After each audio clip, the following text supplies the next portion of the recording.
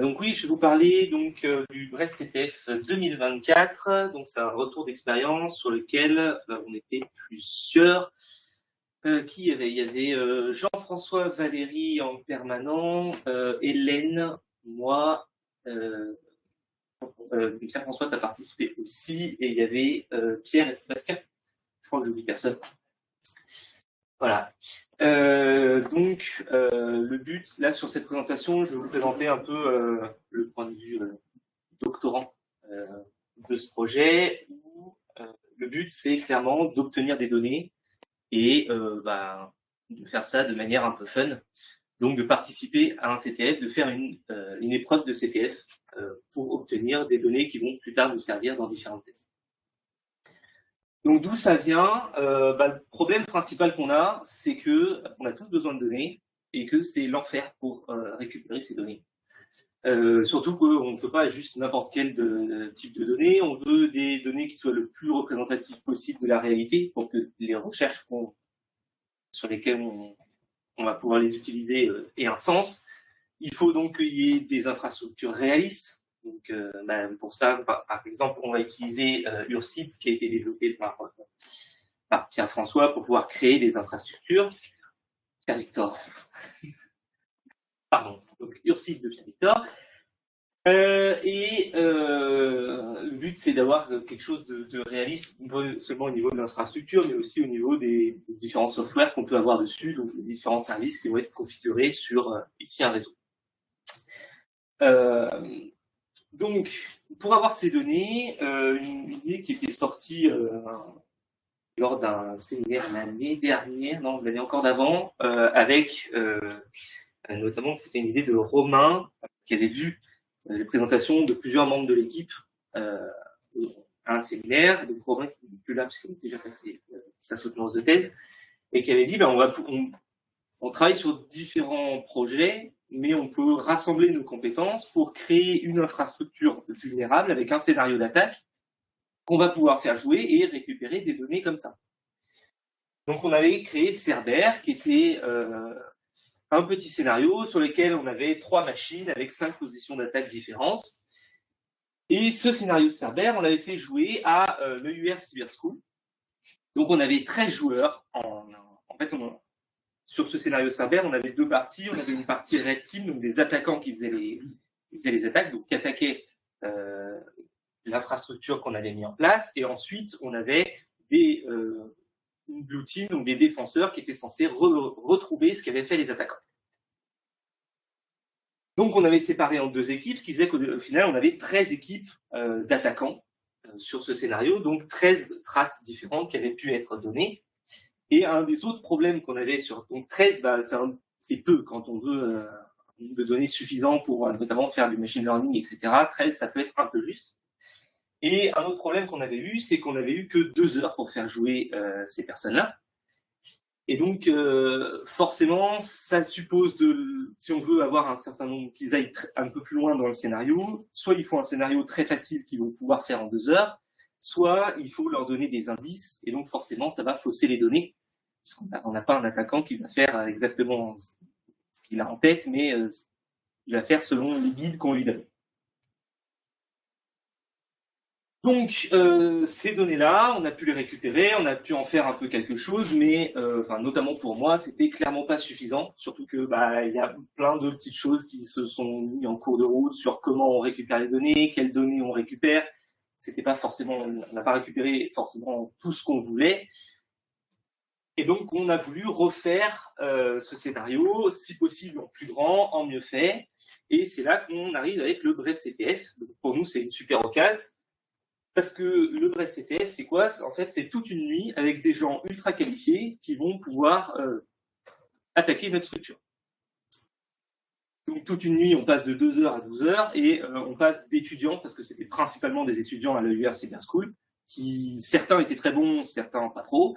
Donc là, on va avoir au moins, normalement, quelques équipes très qualifiées. Il y avait notamment l'équipe de Selective, je crois, qui a remporté le CTF.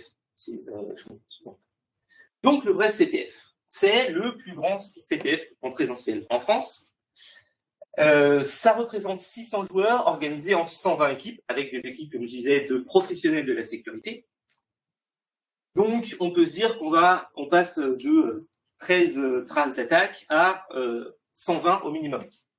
Et on passe de 2 heures de traces à des équipes qui vont pouvoir jouer sur 12 heures en tout. Un des trucs auxquels il faut faire attention quand on est dans le CTF, c'est que en fait, ces équipes, elles n'ont pas que notre challenge à faire. Là, il y en avait 25 ou plus à faire de challenge sur toute la nuit. Donc, elles vont pas forcément se concentrer sur notre challenge. On est le seul challenge partenaire, donc ça peut faire un petit bonus en mode « Ah, qu'est-ce que c'est ?» Ça peut amener de l'intérêt, mais il faut du coup que on puisse garder les équipes, intéresser les équipes pour qu'elles aillent au bout de notre scénario. Qu'elles l'essaient. Donc pour ça, on crée un super challenge. Donc le but, c'est de faire un pentest d'infrastructure et avec une composante web aussi, puisque moi je travaille sur le web. Donc au départ, on donne des credentials aux joueurs et ils vont pouvoir se connecter sur une première machine. Donc quand ils arrivent sur cette machine, on commence déjà un peu à les aider parce que concrètement, ils ne savaient pas forcément quoi faire. C'est aussi un des problèmes qu'on a du fait d'avoir un CTF, c'est que les joueurs sont un peu formatés à qu'est-ce qu'on peut faire, qu'est-ce qu'on ne peut pas faire. Concrètement, faire du brute force ou ce genre de choses, c'est des trucs qu'ils ne vont pas tenter puisque dans la plupart des CTF, c'est interdit.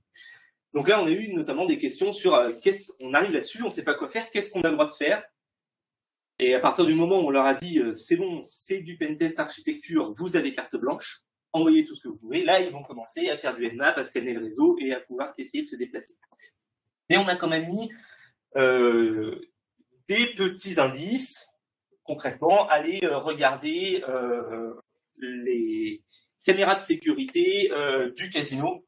On avait même mis entre parenthèses avec vos creds actuels. Il y a quand même des joueurs qui ont passé un moment à se dire « Ah bah mince, comment je fais ?» C'est marqué là, vous pouvez réutiliser vos creds. Donc une fois qu'ils ont ça, ils vont pouvoir placer sur la partie caméra, simplement un pivot d'une machine à une autre en réutilisant leurs credentials. Et là, s'ils regardent dans le bash aliases, ils vont pouvoir regarder et interagir avec une caméra. Au départ, on voulait mettre une vraie caméra. C'était galère. On a fini de le faire avec une caméra virtuelle. Et donc, cette caméra virtuelle, s'ils récupèrent, s'ils prennent les screenshots et qu'ils récupèrent les images qu'ils peuvent avoir avec cette caméra, ça donne ça. Donc, au départ, on arrive sur cette image-là, où on a déjà des idées, puisque la machine Bastion est reliée, donc ils l'ont vu, et on voit qu'elle est vulnérable à une CVE. Et en plus de ça, si on se balade un peu, on se rend compte qu'il y a d'autres credentials. Et malheureusement, il y a un petit cube de Mario qui s'est placé au milieu. Ah, c'est dommage. Donc on va vouloir faire un brute force derrière pour trouver le mot de passe. Et on va pouvoir se connecter à Bastion. À partir de là, on a déjà accès à un deuxième réseau, mais surtout, on se rappelle de ce qu'on nous a dit ici, c'est vulnérable à une CVE. Une CVE qui va pouvoir nous permettre de faire une escalade de privilèges et de passer route sur la machine Bastion. En passant route sur la machine Bastion, on a accès à un serveur mail et à l'ensemble des mails qu'il y a dans ce serveur. Et on se rend compte que il y a plein d'informations qui sont données, mais qu'il y a notamment une machine ici qui est l'intranet du casino. Et sur cet intranet, on va avoir notamment un rapport de pentest complet. Donc là encore, c'est pour pouvoir donner des indices aux joueurs pour qu'ils ne soient pas complètement perdus et qu'ils puissent avancer.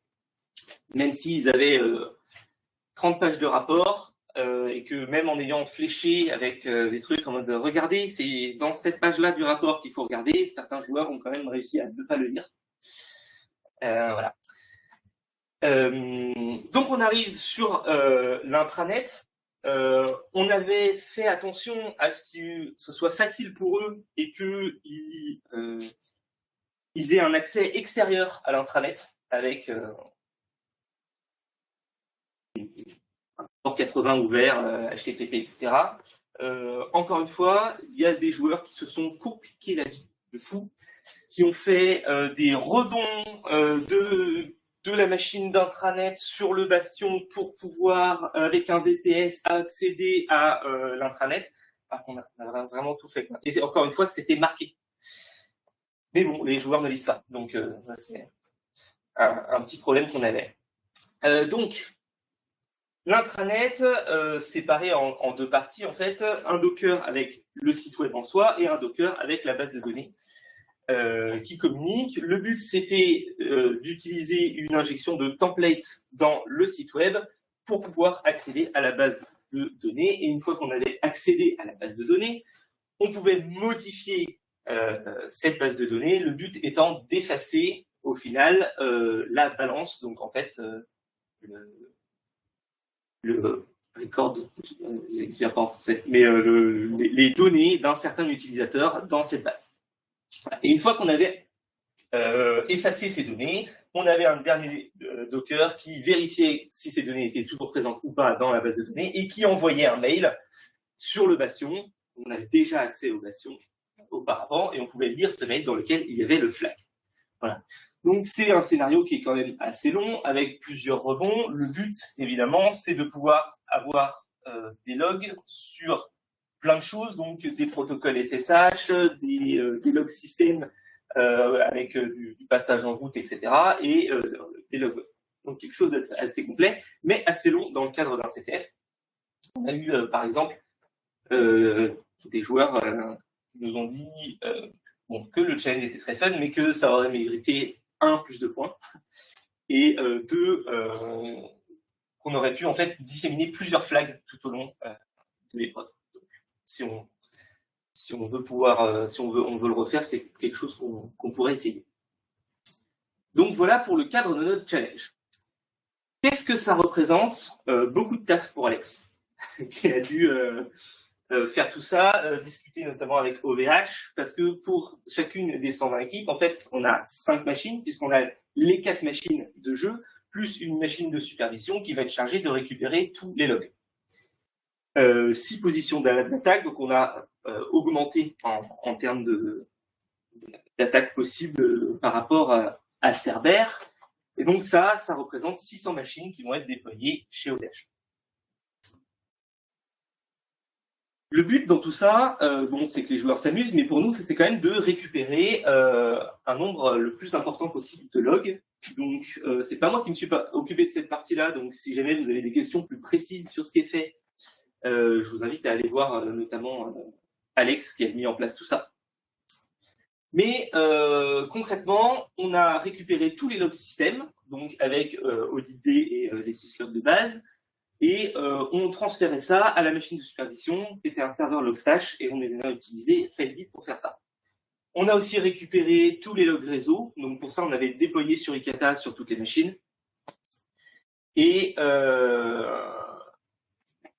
on voulait regarder Packetbit, qui est l'équivalent pour les logs réseau de Filebit, mais par manque de temps, on a fait avec ce qu'on avait fait précédemment dans Cerber, donc du sur Ikata. Et tous les backups du coup, ont pu être récupérés à la fin du CTF. Et pour les logs web, moi c'était galère, notamment pour l'exercice Cerber. Ce que j'avais fait, c'est que j'avais instrumentalisé un browser pour récupérer toutes les données côté client, etc. C'était trop compliqué, il y avait des bugs de temps en temps, etc. Donc là, j'ai pris le parti de dire ok, on va tout loguer dans les syslogs, et comme ça, quand on récupère les syslogs, on peut avoir tout. Donc, j'ai pas exactement ce qui est fait sur le browser, mais je me suis arrangé pour récupérer un maximum de données qui pouvaient transparaître dans les interactions entre le client, donc l'utilisateur, et le serveur web. Ce qui suppose aussi de faire un serveur web qui communique énormément avec le client, donc avec un front très épuré. Donc pas grand-chose qui se passe dans le front, mais à chaque fois une communication serveur. Ok, bon, une fois qu'on a posé tout ça, on va pouvoir lancer l'épreuve. Au lancement de l'épreuve, en fait, on distribuait une carte à jouer. Bon, pour le côté casino, puisqu'on était dans notre univers, on va braquer un casino. Donc on distribuait une carte à jouer avec une adresse sur laquelle les joueurs allaient pouvoir se connecter et prendre connaissance de toutes les informations vis-à-vis de cette épreuve. Et des credentials. Donc sur cette image, il n'y a que le mot de passe, mais ils avaient donc connectez-vous avec votre login Terry Benedict et un mot de passe. C'était au couvent des Jacobins. On avait une super équipe sur place pour aider les différents joueurs et aussi un super Discord avec tout le monde qui était super chaud.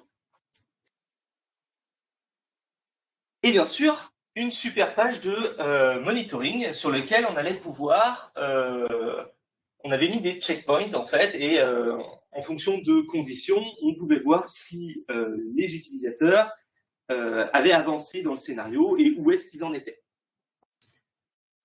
Donc ça c'est au lancement et tout se passait très bien. Maintenant le déroulé de l'épreuve. Il y avait aussi une super équipe sur place qui représentait la team Pirate Sushi et qui était très très chaud. Ça avait fini 10e, c'est ça? 11e. 11e. Bref, ça c'est ce qu'on se dit que tout va bien se passer. Et en fait, ben pas trop. Parce que il y avait 12 heures, mais à 3h30 du matin, il n'y avait toujours aucune équipe qui avait flagué. Donc, on se dit, bon, c'est pas très grave, on va voir où ils en sont. Bah, sauf qu'en fait, la supervision, elle était morte. Donc, on n'avait aucune vision pendant le déroulé de l'épreuve pour savoir où on en était.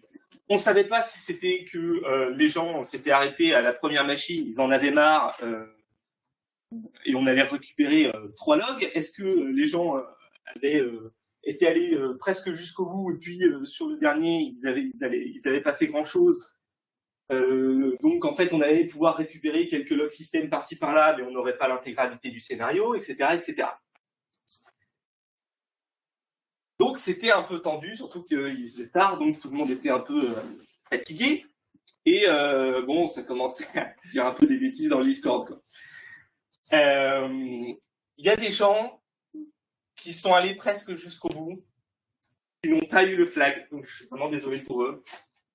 Tout ça pour dire que, en fait, doser la difficulté, on s'en était déjà rendu compte sur Cerber, mais c'est extrêmement compliqué. Des trucs qui nous paraissent simples, en fait, c'est pas simple. Des trucs qui nous paraissent évidents et vers lesquels on a pointé, en fait, dans le cadre d'un CTF, c'est pas des choses dont les gens ont l'habitude de faire, donc, bah, ça leur vient pas. Donc, merci au service après-vente qui est resté toute la nuit debout pour répondre aux différents joueurs. Ok, bon, bah avec ça, on va pouvoir faire un petit bilan provisoire, puisqu'on n'a pas encore traité la montagne de logs qu'on a réussi à avoir. On avait une infrastructure plutôt robuste. Je dis plutôt parce que en fait tout s'est bien passé à peu près jusqu'au site web.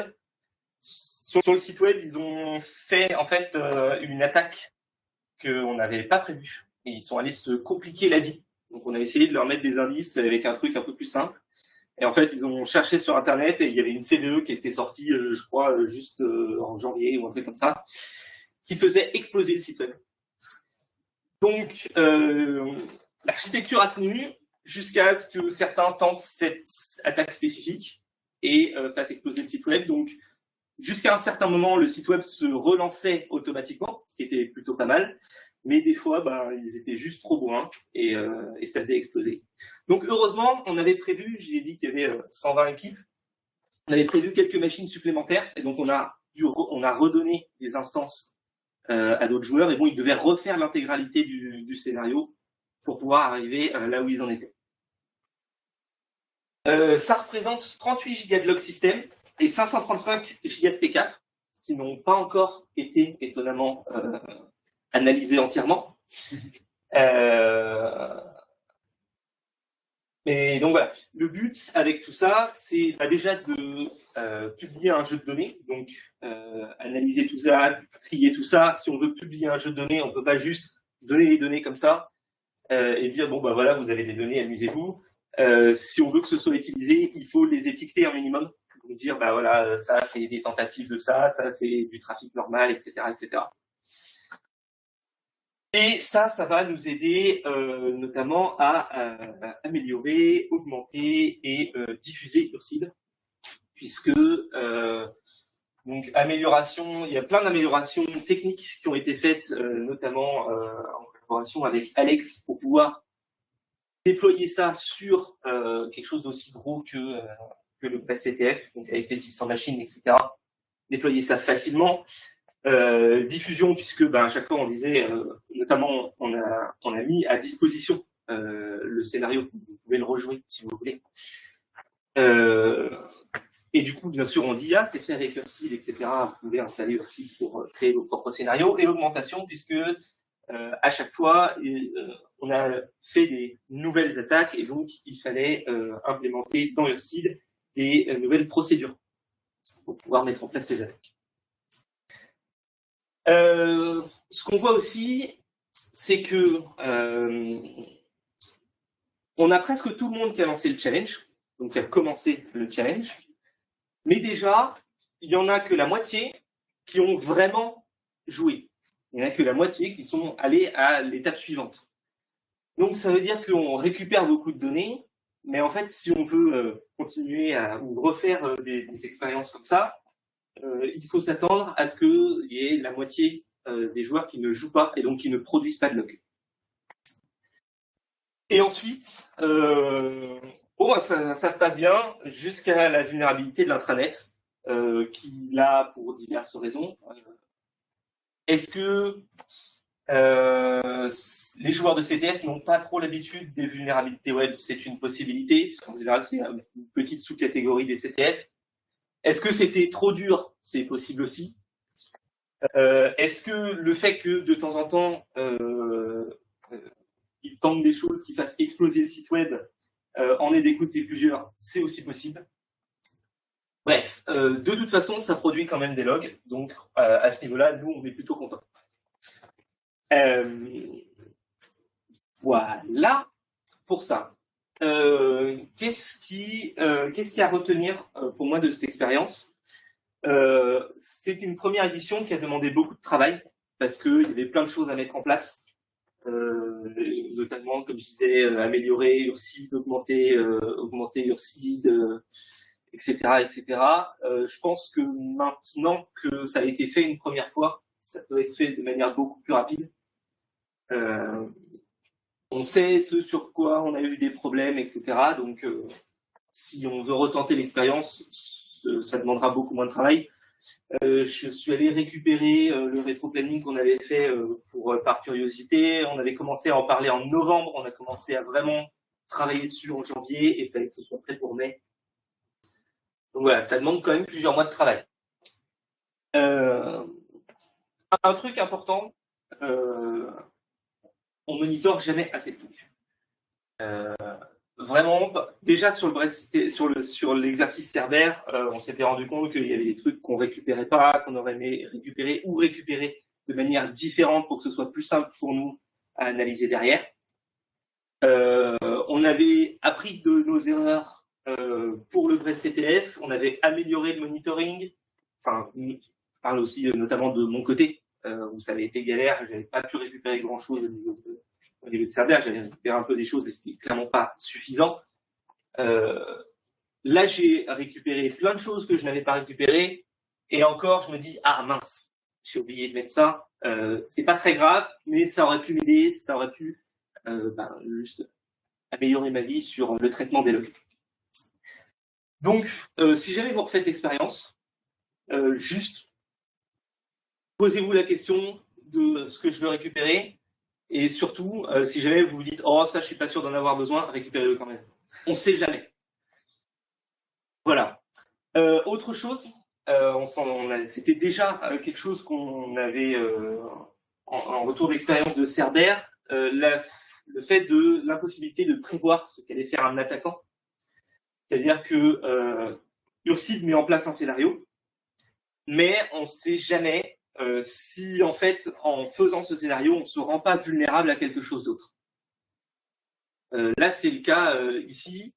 Alors, c'est pas tout à fait dans Urcide, mais sur le site web, on a fait une vulnérabilité. Et en fait, il y a une CVE qui est sortie en janvier, qui n'était pas remontée au moment où je m'étais renseigné pour faire la vulnérabilité, et qui nous a cassé le site web. Donc, à ce niveau-là, c'est assez compliqué. Il faut se dire que nous, on prévoit quelque chose, les attaquants vont sûrement faire autre chose, même si on met une tonne d'indices pour les aiguiller. Donc, d'une part, c'est cool pour nous, parce que ça veut dire qu'on a plus de logs d'attaques différents. Mais d'autre part, au niveau du monitoring et de prévoir vraiment ce qui va être fait, c'est plus compliqué et ça augmente aussi le temps d'analyse des logs puisqu'il faut comprendre ce qu'ils ont bien réussi à faire. Enfin, le cadre du CTF, donc pour l'exercice Cerber, on était avant dans l'University Cyber School, donc c'était des étudiants. Là, c'est un cadre de CTF. Il y a des pour et des contre. Commencer par les contre, pardon. C'est un CTF, donc on a forcément des données biaisées.